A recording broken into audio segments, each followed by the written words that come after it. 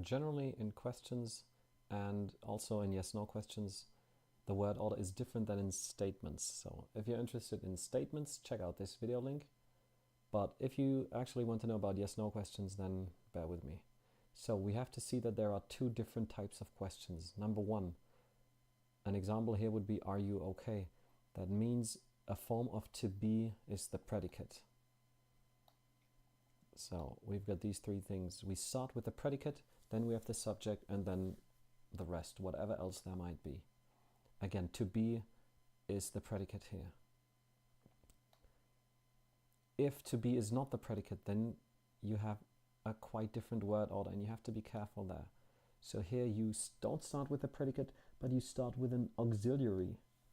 Then you have the subject, then the predicate, and then the rest. So that's what this looks like. And here you can see that the predicate, which is in the first case, to be as predicate, at the beginning, here it goes right behind the subject. Okay, and to extend that, always remember place before time. That is, first you have a reference of place and then a reference of time. And that's how that goes.